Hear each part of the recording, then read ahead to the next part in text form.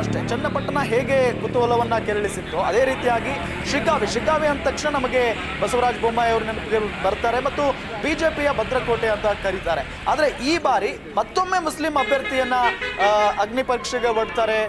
ಉಪಮುಖ್ಯಮಂತ್ರಿಗಳು, ಸಿಎಂ ಎಲ್ಲರೂ ಕೂಡ ಹೋಗಿ ಪ್ರಚಾರವನ್ನ ನಡೆಸ್ತಾರೆ. ಮೇ ಬಿ ಏನಾದ್ರೂ ಟ್ರೆಂಡ್ ಚೇಂಜ್ ಆಗ್ಬಹುದಾ ಸರ್ ಈ ಬಾರಿ? ಕಾಂಗ್ರೆಸ್ ಹೇಳ್ತಾರೆ ಅಂತ ಯಾಕಂದ್ರೆ 6ನೇ ಬಾರಿ ಮುಸ್ಲಿಂ ಅಭ್ಯರ್ಥಿಯನ್ನು ಹಾಕಿದ್ದಾರೆ ಶಿಗ್ಗಾವಿಯಲ್ಲಿ. ಅಜಂಫಿರ್ ಖಾದ್ರಿ ಈ ಹಿಂದೆ ಗೆದ್ದಿದ್ರು, ಅದಾದ ನಂತರ ಸತತವಾಗಿ ಸೋತ್ರು. ಅವ್ರು ಗೆಲ್ಲೇ ಇಲ್ಲ, ಒಂದೇ ಸಲ ಗೆದ್ದಾದ ನಂತರ 4 ಬಾರಿ ಸೋತ್ರು. ಆಮೇಲೆ ಈ ಬಾರಿ ಅಂತೂ ದೊಡ್ಡ ಗೊಂದಲ. ನಿಮ್ಮ ಅಭ್ಯರ್ಥಿ ಇಂಡಿಪೆಂಡೆಂಟ್ ಆಗಿ ಅರ್ಜಿ ಹಾಕ್ತಾರೆ, ರೆಬಲ್ ಆಗಿ ಬಂಡಾಯ ಆಗಿ ಓಡೋಡ್ ಬರ್ತಾರೆ, ಅವ್ರನ್ನ ಮನವೊಲಿಸ್ತೀರಾ, ಇದೆಲ್ಲ ದೊಡ್ಡ ಸರ್ಕಸ್ ಆಯ್ತು. ಇದೆಲ್ಲವೂ ಹಿನ್ನಡೆ ಆಗಿಲ್ವ ನಿಮ್ಗೆ ಶಿಗ್ಗಾವಿಯಲ್ಲಿ?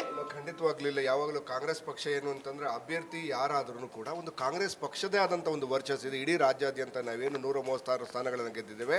ಈಗ ಇದರಲ್ಲೂ ಕೂಡ ನಾವು ಶಿಗ್ಗಾವಿನಲ್ಲೂ ಕೂಡ ನಮ್ಮದೇ ಆದಂಥ ಕೆಲವು ಕೆಲಸಗಳನ್ನು ನಾವು ಮಾಡಿದ್ದೇವೆ. ಸೊ ಅಭ್ಯರ್ಥಿ ಯಾರು ಏನೋ ಇವರು ಪಠಾಣ್ ಆಗಿರ್ಬೋದು ಅಥವಾ ಅಜಂಪೀರ್ ಆಗಿರ್ಬೋದು, ಇಬ್ಬರಲ್ಲೂ ಕೂಡ ಲೈಕ್ ಅವರು ಅಫ್ಕೋರ್ಸ್ ಒಂದು ರಾಜಕೀಯ ಅಂತ ಹೇಳಿದ್ಮೇಲೆ ಚುನಾವಣೆ ಅಂತ ಹೇಳಿ ನನಗೂ ಟಿಕೆಟ್ ಸಿಗಬೇಕು, ನಾನು ಆಲ್ರೆಡಿ ಒಂದ್ಸರಿ MLA ಆಗಿದ್ದವನು, ನಾನು ಗೆದ್ದು ನಮ್ಮ ಪಕ್ಷದ ಬಾವುಟವನ್ನು ಆರಿಸಬೇಕು ಅನ್ನೋ ಒಂದು ನಂಬಿಕೆಯಿಂದ ಕೇಳಿದ್ದಾರೆ. ಅದು ಎಲ್ಲ ಪಕ್ಷಗಳಲ್ಲೂ ಸಹಜ. ಸೊ ಏನು ಬಂಡಾಯ ಅನ್ನೋದು ಎಲ್ಲ ಪಕ್ಷದಲ್ಲೂ ಸಹಜ. ಅದನ್ನು ಶಮನಗೊಳಿಸಿ ನಾವು ಈ ಸರಿ ಜೊತೆಯಲ್ಲಿ ಕೆಲಸವನ್ನು ಮಾಡಿದ್ದೇವೆ. ಸರಿಸುಮಾರು ನಾನು ಅಲ್ಲಿ ಸ್ಥಳೀಯ ಮಟ್ಟದಲ್ಲಿ ನಾನು ಇನ್ಚಾರ್ಜ್ ಇದ್ದಂಥ ಎಲ್ಲರ ಜೊತೆ ಮಾತಾಡಿದಾಗ ಸರಿಸುಮಾರು 9 ರಿಂದ 10 ಸಾವಿರ ಮಾರ್ಜಿನಲ್ಲಿ ಕಾಂಗ್ರೆಸ್ ಪಕ್ಷ ಜಾಸ್ತಿ ಗೆಲ್ಲುತ್ತೆ ಅಂತೇಳಿ. ಯಾಕೆ 2 ಕಾರಣಗಳಿಂದ. ಸೊ ಅಲ್ಲಿರ್ತಕ್ಕಂಥ ಭರತ ಬೊಮ್ಮಾಯಿ ಅವರು ಏನು ಸತತವಾಗಿ ಒಂದೇ ಕುಟುಂಬಕ್ಕೆ ಕೊಡಬೇಕಾ? ಸೊ ಒಂದೇ ಕುಟುಂಬದಲ್ಲಿ ಅವರ ಏನೋ ತಾತನ ಕಾಲ